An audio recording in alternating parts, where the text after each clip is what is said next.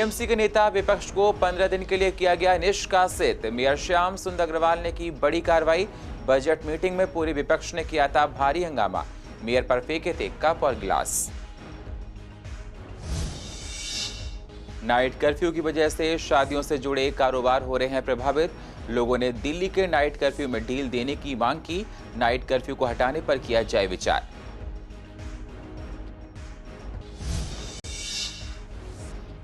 New Ashoknagar police के हाथ लगी अहम कामयाबी। आरोपी के पास से पुलिस को बटन वाला चाकू, मोबाइल मिला। आरोपी कोंडली का रहने वाला। पुलिस ने आरोपी से 5 मामलों को सुलझाया। मंडावली में अंडरपास के पास से सड़कों पर फैला रहता है नाले का पानी। गंदे पानी से लोगों को होती हैं तमाम परेशानियां। बना रहता है हादसा होने का खतरा, फिर भी प्रशासन नहीं देता कोई ध्यान। और मेट्रो स्टेशन और बस स्टैंड के पास जगह जगह खड़े ई रिक्शा से लगता है जाम। लोगों को आने जाने में होती हैं तमाम परेशानियां। राहगीरों का कहना प्रशासन जल्द दूर करे समस्या को।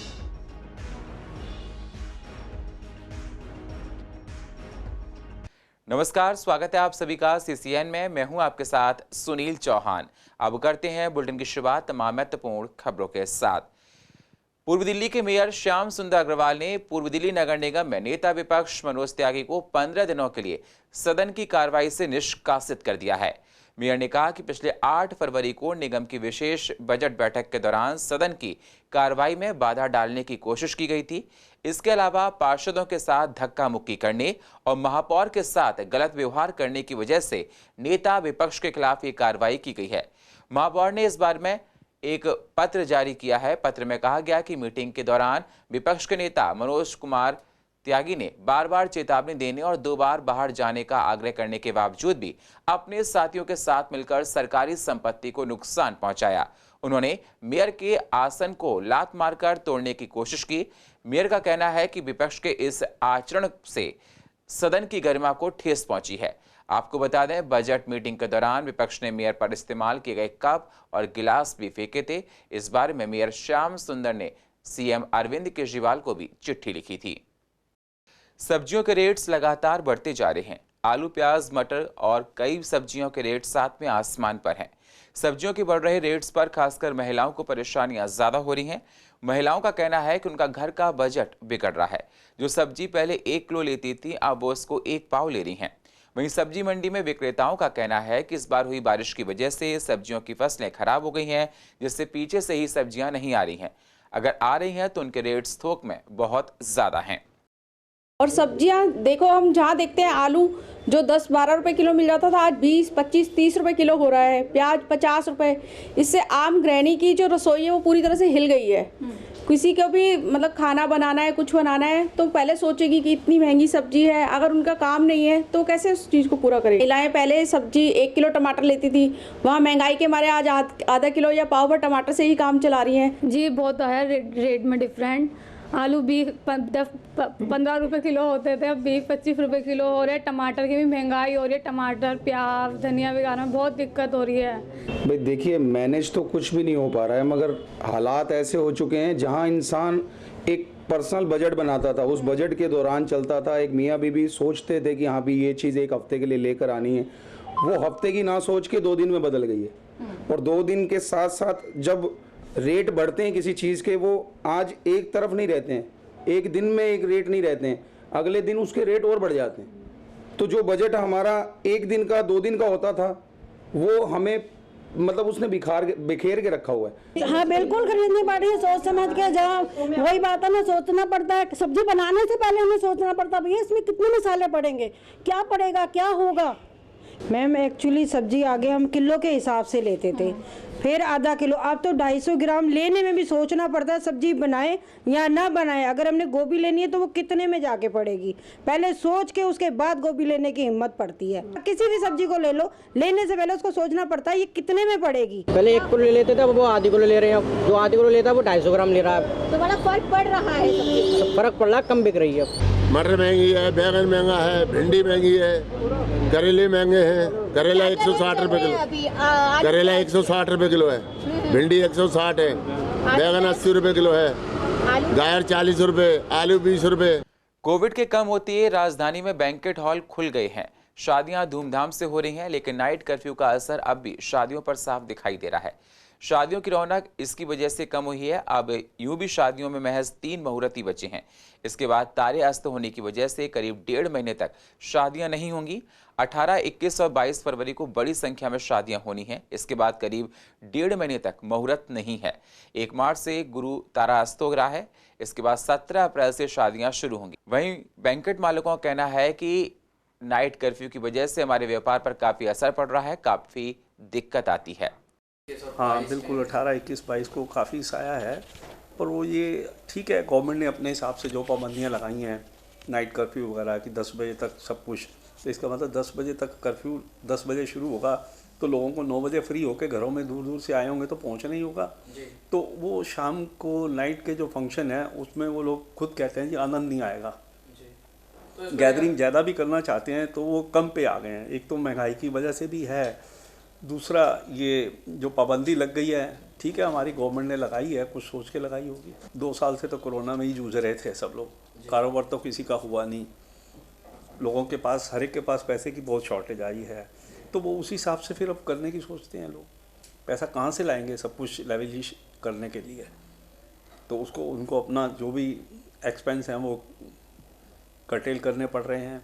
जैसे पहले 150 आदमी 200 आदमी की हमारे बैंकेट हॉलों में शादी हो जाती थी, कर लेते थे, अब वो ना करके 60-70 पे आ गए हैं, बीच में 100 पे भी आ गए थे लोग, अब फिर वही कर्टेल कर रहे हैं ताकि लोगों के बजट भी नहीं है। पूर्व दिल्ली की न्यू अशोकनगर पुलिस को अहम कामयाबी हाथ लगी है। पुलिस ने ऑपरेशन सुदर्शन के दौरान कॉलिंग करते हुए एक व्यक्ति को पकड़ा है, जिसके पास से बटन वाला चाकू, चोरी किया हुआ मोबाइल फोन बरामद किया गया है। आरोपी की पहचान आशीष चौधरी के रूप में हुई है, जो कुंडली का रहने वाला है। पुलिस ने आरोपी से 5 मामलों को सुलझा लिया है। पूर्व दिल्ली के मंडावली में अंडरपास पर लोगों को पिछले काफी लंबे समय से परेशानियों का सामना करना पड़ रहा है। उनका कहना है यहाँ पिछले कई सालों से समस्या बनी हुई है। यहाँ नाले का पानी सड़कों पर बहता है, जिससे आने जाने वाले लोगों पर गंदे पानी की छींटे पड़ते हैं। साथ ही गाड़ियाँ चलाने में परेशानियाँ होती हैं। गाड़ियाँ पानी की वजह से फिसल जाती हैं, जिससे हादसे होने का खतरा बना रहता है। स्थानीय लोगों का कहना है कि शिकायत के बाद भी प्रशासन कोई ध्यान नहीं देता है। यहाँ पे थोड़ा सा भी बारिश हो जाता है ना, फिर पानी जम जाता है। पहले तो ज़्यादा जमा था, फिर कुछ दिन में कुछ काम किया था, उसके बाद 2-4 दिन के लिए तो सही रहा, उसके बाद जाए के सही हो गया। बरसात का पानी है, नाले का पानी है? ये नाले का पानी है। नाले का पानी हर टाइम ऐसे ही रहता है। कितना टाइम हो गया? यहाँ तो हो गया था काफ़ी दिन, फिलहाल बीच में थोड़ा सा ठीक हुआ था, फिर अभी जाए के सही हो गया। ये गंदा पानी हर टाइम बहता ही रहता है यहाँ पे। इसमें दिक्कत ये है कि आगे से ना पानी लीक है कहीं से। इन्होंने क्या किया था कि वो मशीन लाके उससे ना थोड़ा सा खुदाई करके फिर वही मिट्टी उसी के अंदर झटके से दबा दी। अब दबा तो दी, पानी अभी भी आ रहा है। ये पानी यहाँ होता है तो बच्चे स्कूल के नहीं यहाँ से निकल सकते। अच्छा पहले क्या था कि ये पानी यहाँ से नीचे से ना एक रास्ता बनाया था तो ऊपर खींच लिया जाता था। अब इन्होंने वो भी बंद कर दिया कि चलो जी हमने वहाँ से इसको बंद कर दिया है, मगर पानी फिर वहीं से लीक करके फिर आ रहा है। ये पानी जमीन का ही पानी है, मगर वो लीकेज है कहीं पर। वहाँ नहीं, जो पाइपलाइन जा रही पानी की, उसी से ही वो लीकेज यहाँ इकट्ठी होती रहती है। इन्होंने कई दफ़ा ठीक करने की कोशिश की है इसको, मगर ये ठीक नहीं कर पाए। मुझे तो 4, 5, 6 साल से ज़्यादा हो गया, हरदम पानी भरा था तो आगे पैदल भी आदमी नहीं जा सकता। इस पानी का कभी पता नहीं चलता कहाँ से आता है, कभी देखा नहीं, सूखा पड़ा हुआ। ये हमेशा गीला ही रहता है इस जगह पे। आना जाना करो तो बहुत परेशानी होती है उन लोगों को। कभी पता कहाँ से पानी आ रहा है, क्यों आ रहा है, कभी कोई जाता है तो कुछ छींटे आती है। ड्रेस खराब हो जाती है हमारी जब स्कूल के टाइम पे जाते हैं, और कुछ जानबूझ के भी हमारे ऊपर कर देते हैं। नहीं ज़्यादा नहीं, लेकिन इतना भर जाता है कि हमारे ऊपर पड़ जाए। ये नाले का पानी आता है होटल्स में से। मेट्रो स्टेशन पर खड़े ई रिक्शा और रिक्शा सड़कों पर जाम की स्थिति बनाते हैं, जिससे यहाँ से गुजरने वाले लोगों को तमाम परेशानियां उठानी पड़ती हैं। लोगों का कहना है कि बस स्टैंड और मेट्रो स्टेशन के साथ ही है, जिससे यहाँ बस के लिए सड़कों पर खड़ा रहना पड़ता है, जिससे हर तरफ ई रिक्शा ही दिखाई देते हैं। कभी भी हादसा यहाँ पर हो सकता है। प्रशासन को इस समस्या के लिए कोई समाधान निकालना चाहिए, जिससे हो रहे अवरोध पर अंकुश लग सके। निर्माण विहार का जो चौराहा है वो आज से नहीं, आज कई दिनों से, मतलब कई महीनों से ही समझ लो ई रिक्शा और स्कूटरों की वजह से पूरी तरह जाम रहता है। स्टैंड की तरफ आ जाइए, V3S माल की तरफ आ जाइए, बस स्टैंडों पे 3 व्हीलर स्कूटर खड़े हुए हैं, ई रिक्शा खड़ी हुई हैं या रेहड़ियाँ लगी हुई हैं, उसकी वजह से पूरा जाम रहता है और लोगों को इससे पूरी दिक्कत होती है और कोई भी इसके ऊपर एक्शन नहीं हो रहा। बहुत ज़्यादा समस्याएं होती हैं। ये जो जगह खड़े हैं, आप विकास मार्ग पर खड़े हैं, विकास मार्ग एक तरह से समस्या मार्ग बन चुका है। आप यहाँ ये निर्माण विहार मेट्रो स्टेशन है, इससे अगला लक्ष्मी नगर मेट्रो, तमाम तरह के ई रिक्शाज और ऑटो खड़े रहते हैं, जिसकी वजह से यहाँ पर बस स्टैंड पर भी बस पकड़नी बहुत मुश्किल होती है। मेट्रो स्टेशन पर तो चढ़ना बहुत दूर की बात है। होती हैं जैसे कि यहाँ पे है, अब आ जाइए देख लीजिए, अब सामने दिख रहा है यहाँ कि कैसे यहाँ पे वेट करना पड़ रहा है। उसके बाद की खुदाई वगैरह है, या फिर ये लोग जो रेडी वाले हैं ये लोग कुछ वो कर देते हैं, काफ़ी ज़्यादा दिक्कतें होती हैं। पूर्वी दिल्ली के सूरजमल विहार की सड़कें लोगों के लिए सिरदर्द बनी हुई हैं। सड़कों में बड़े बड़े गड्ढे हैं, जिससे आए दिन लोग चोटिल होते जाते हैं। ये गड्ढे लंबे समय से हैं, उसके बाद भी प्रशासन का इस पर कोई ध्यान नहीं जाता है। आपको बता दें, दिल्ली सरकार इस तरफ कोई ध्यान नहीं देती है। ये अधिकारी हाथ पर हाथ धरकर बैठे हुए हैं। लोगों का कहना है कि 20 से 25 दिन से सड़कें टूटी पड़ी हैं। आए दिन एक्सीडेंट यहाँ होते रहते हैं। बड़े बड़े गड्ढे होने की वजह से कोई ना कोई चालक यहाँ पर चोटिल होता रहता है, 2 व्हीलर स्लिप होते रहते हैं। इलाके के लोगों का कहना है कि हम चाहते हैं समस्या को जल्द दूर किया जाए और सड़क को ठीक कराया जाए। भैया यहाँ ब्रेक पे जल्दीबाजी करो तो भाई जो गाड़ी पलट जाए। यहाँ पे कोई रिपेयरिंग नहीं हो रहा, 15-20 दिन हो गए इस चीज़ को पड़े होकर डूमा चलता हूँ, आना जाना तो दिन में 4 बार 10 बार तो आता ही हूँ यहाँ कम से कम। हाँ, एक्सीडेंट होते रहते हैं, कभी कम होते कभी ज़्यादा होते, कोई ठीक नहीं होता कब कहाँ क्या हो जाए। भाई साहब चढ़ाने में भी दिक्कत होती है, ब्रेकर पे एकदम रोको फिर गाड़ी चढ़ाओ, पर को दिक्कत होती है, सोकर टूट जाए, कुछ भी हो सकता है, इतना गड्ढे गहरे हो रहे हैं। यहाँ तो बहुत दिक्कत होती है। एक्सीडेंट होते रहते हैं क्या? हाँ, एक्सीडेंट तो होता है। क्या आप इसी रूट पे चलते हैं? हाँ, लड़के भी आते हैं, थैली लेके आते हैं, थैली पलट जाता है, बहुत दिक्कत होता है इसमें। बहुत ज़्यादा होती है जी। हाँ होता है, लेकिन कोई सरकार ध्यान नहीं देती, पलटने का डर रहता है, कभी काल तो जाम लग जाता है। 20-22 दिनों से ये PWD वाले काम करके गए हैं। जब से गड्ढा भरा नहीं गया, उन्होंने ट्रॉली भेजी और गड्ढे को और गहरा कर दिया, जिसके कारण लोगों को निकलने में बहुत दिक्कतें हो रही हैं और एक्सीडेंट भी हो रहे हैं। रात में तो और परेशानी है, गाड़ियां आती हैं, गाड़ियां एकदम गड्ढे में जाती हैं तो पीछे गाड़ी वाला गाड़ी में गाड़ी लग जाती है। दिल्ली सरकार ने डिलीवरी करने वाले लोगों को अब इलेक्ट्रिकल गाड़ियां चलाने के लिए कहा है, जिससे कहीं ना कहीं पॉल्यूशन पर रोक लग सके। इस पर CCN की रिपोर्टर सोनिया शर्मा ने डिलीवरी बॉयज से बात की। डिलीवरी करने वाले लड़कों का कहना है कि इलेक्ट्रिक गाड़ियां एक तो काफ़ी महंगी हैं, साथ ही ज़्यादा लंबे रूट पर ले जाने में काफ़ी मुश्किल होती है। साथ ही इतने इलेक्ट्रिक स्टेशन भी नहीं है कि बार बार गाड़ियों को चार्ज किया जा सके। साथ ही कुछ का ये फैसला है कि ये बिल्कुल डिसीजन है, फ़ायदेमंद है। उनका कहना है कि पेट्रोल जिस तरह से महंगा हो रहा है, उससे इलेक्ट्रिक गाड़ियाँ सस्ती पड़ेंगी। बहुत ही दिक्कत होने वाली है, 2 गाड़ी रखनी पड़ेगी एक डिलीवरी बॉय को। ठीक है, अब गाड़ी अगर 50-70 हज़ार 80 हज़ार रुपये की आती है एक गाड़ी, ठीक है, तो उसे काम ही छोड़ना पड़ेगा, वो कहीं जाकर अपना नौकरी करेगा, ठीक है, या तो मजदूरी करेगा, फिर और क्या करेगा। नहीं, मेरे को तो लगता नहीं कि आपका जो कंपनी जिस हिसाब से बोलती है कि हम आपको 20 किलोमीटर तक के ऑर्डर देंगे, तो उसमें तो नुकसान ही है। बाकी आपका अगर कंपनी बोलती है कि रेस्टोरेंट से, अब जैसे ये चस्का ही है, ठीक है, कंपनी बोलती है कि चस्का से आपको सिर्फ 4-5 किलोमीटर के दायरे में ही आपका ऑर्डर आएंगे, ठीक है, तो उसमें फ़ायदा है, क्योंकि आपका बंदा आसपास ही रहता होगा कहीं। जैसे हम लोग आसपास ही रहते हैं, आपका ये कड़कड़डूमा जैसे मेरी लोकेशन है, तो मैं आसपास ही रहता हूँ यहाँ पे। लेकिन आपका अगर कोई बंदे को ज़्यादा लॉन्ग में भेजेंगे तो उसको नुकसान ही है। बहुत अच्छी बात है, उससे हमारा पेट्रोल ही बचेगा, तो जो हमारा पेट्रोल बच जाएगा तो हमारे घर के काम के लिए आ जाएगा। वैसे बिजली सस्ती भी कर रखी है दिल्ली गवर्नमेंट ने, तो और उस पर कह रहे हैं वो सब्सिडी भी मिलेगी इलेक्ट्रिक कार, वो उस पर बाइकों पे हमारी कंपनी की तरफ से कह रहे थे, और हमारी कंपनी किस्तों पे दे रही है गाड़ी। नहीं मैम, अब ना हमारा फ़ायदा ही तो है, बस ये हमारी ये वाली गाड़ी घर पे खड़ी रहेगी, हमारा पेट्रोल का पैसा उससे ज़्यादा, हम पर डे 300 रुपये का पेट्रोल लग जाता हमारा, और उसमें हमारा 200 रुपये हमारे मतलब किस्त भी चली गई, उसमें 100 रुपये तब भी बच जाएगा हमें, अगर हम नई गाड़ी भी लेंगे तो 300 रुपये हमारा डेली का पेट्रोल लग जाता है। न्यू अशोकनगर पुलिस थाना को बड़ी कामयाबी हाथ लगी है। पुलिस ने 6 घंटे के अंदर डकैती के मामले को सुलझा लिया है। पुलिस को 2 सक्रिय लुटेरे और उनके पास से स्कूटी एक बरामद की है, जो लूटी हुई बताई जा रही है। पुलिस को new Ashoknagar metro pillar number 164 के पास से एक PCR कॉल आई, जिसमें एक व्यक्ति ने उनके साथ मारपीट और स्कूटी छीन कर ले जाने की बात कही थी। पुलिस ने मौके की घटना को देखते हुए टीम का चयन किया जिन्होंने उन्हें गुप्त सूचना दी। पुलिस को नाला रोड पर कुछ संदिग्ध में आए हैं और पुलिस ने जब उनको पकड़ा, उनसे पूछताछ की तो उन्होंने अपना चोरी की वारदात को कबूल लिया है। कहा कि हमने चोरी की है। पुलिस ने बताया कि दोनों व्यक्ति बेरोजगार हैं और नशे के आदी थे, जिसके चलते उन्होंने इस घटना को अंजाम दिया है। पूर्व दिल्ली के लोगों को जल्दी नई सौगात मिलने वाली है। जी हां, विवेक विहार में बन रहे IP यूनिवर्सिटी के ईस्ट कैंपस जल्द ही शुरू होने जा रहा है।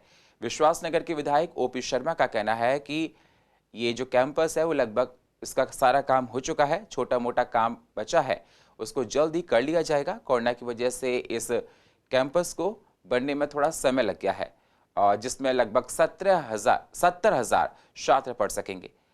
और इस कैंपस का शिलान्यास केंद्र की पूर्व शिक्षा मंत्री स्मृति ईरानी ने किया था, जिससे लोगों में खुशी भी देखी जा रही है।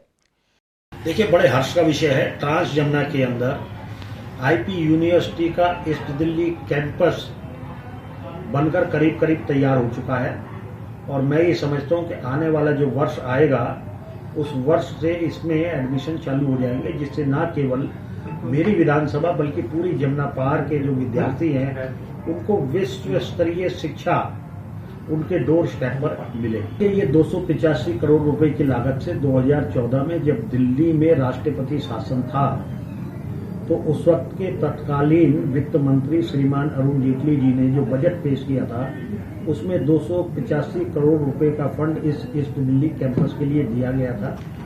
तो इसके नक्शे और जो दूसरी चीजें बनते लेकिन अब ये पूरा स्ट्रक्चर इसका बनकर तैयार हो गया। पूर्व दिल्ली के झिलमिल में डलाव घर को बंद करके नेकी की दीवार बना दिया गया है। इलाके के लोग घर में जो सामान इस्तेमाल नहीं होता है या पुराना हो जाता है उसको फेंकने के बजाय इस दीवार के पास रख देते हैं, जिससे गरीब लोगों को काफ़ी सहायता मिलती है। वो अपने ज़रूरत के हिसाब से सामान को यहाँ से उठाकर ले जाते हैं। देखिए, सबसे बड़ी बात मैं EDMC की तरफ से हमें सभी ईस्ट दिल्ली के सभी लोगों को बधाई देना चाहता हूं कि जो ढलावघर हमने बंद किए हैं उस ढलावघर का फायदा उठाते हुए हमने एक कंसेप्ट निकाला नेकी की दीवार, कि जो जरूरतमंद लोग सर्दियों में, जो गरीब लोग हैं, जो ठंड के कारण या किसी भी व्यवस्था के कारण कपड़े नहीं खरीद सकते, तो हमने क्या करा, लोगों से घर घर जाकर कहा कि नेकी की दीवार, जो आप कपड़े किसी बर्तन वाले को देते हैं या फेंक देते हैं या जो चीज़ आपको यूज में नहीं आती वो वहाँ पर रख कर जाएं और जिन व्यक्ति जरूरतमंद लोगों को कि इनकी आवश्यकता है वो वहाँ पर आएँ, अपनी पसंद के कपड़े उठाकर वहाँ से ले जाएं और अगर कुछ और देना है तो वहाँ दे जाएं और वहाँ से कुछ लेना है तो वहाँ से ले जाएं। हमने ये कंसेप्ट, बहुत सुंदर कंसेप्ट इस दिल्ली में पहली दफ़ा अपने जिले वार्ड में हमने ये निकाला। हमारा एक परमानेंट MCD का आदमी वहाँ पर बैठा हुआ है जो कि सुबह 7:30 या 8 बजे आता है और शाम को 5, 5:30 बजे छुट्टी के समय जाता है।